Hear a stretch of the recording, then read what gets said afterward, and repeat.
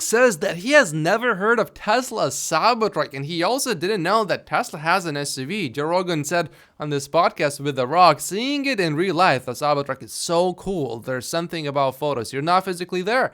When you're physically there and get to look at it, you're like, oh my god, this thing is so freaking cool. Both of them also said that basically every single person they know who has a Tesla loves their Tesla. So that's some good free advertising on the world's biggest podcast. Troy just updated his latest public delivery estimate, and it is 483,000 for this quarter. The analyst consensus is 482,000, and Tesla's target to get to 1.8 million is 476,000. If Troy's estimate turns out to be right, then Tesla will grow 37.5% year over year this year. Interestingly, Troy predicts that 0 Cybertrucks will be produced this year. Troy explains his logic. I think all deliveries will be to employees, which don't officially count. More importantly, they don't trigger additional cost of goods sold, which means Tesla can show a higher profit margin. So it's not like Troy does not think that Tesla will make 0 Cybertrucks this year. He just thinks that it will not be many, basically, and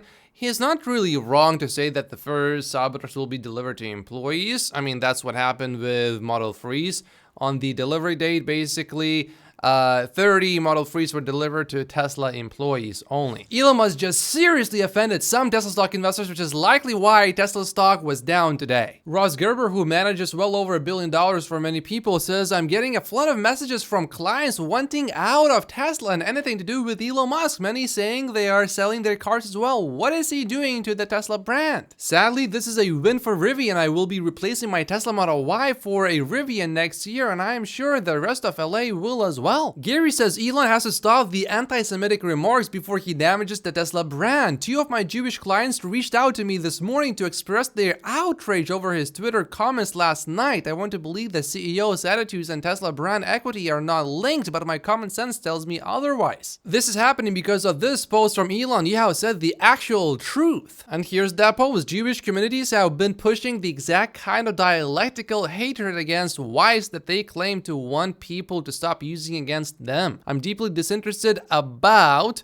Western Jewish populations coming to the disturbing realization that those hordes of minorities that support flooding their country don't exactly like them too much. You want truth said to your face? There it is. So it seems like people are really getting offended by what Elon said here. He also elaborated here a little bit more. The ADL unjustly attacks the majority of the West despite the majority of the West supporting the Jewish people in Israel. This is because they cannot, by their own tenets, criticize the minority groups who are their primary threat. It is not right and needs to stop. To me personally, it seems that Elon does not have a problem with the Jewish people at all. He only has a problem with ADL specifically, which earlier basically made all of the advertisers go away from Twitter. At least that is what Elon believes happened. Anyway, to me, it just looks like another Elon Musk controversy. This doesn't seem like anything really new. So I will stay invested in Tesla stock.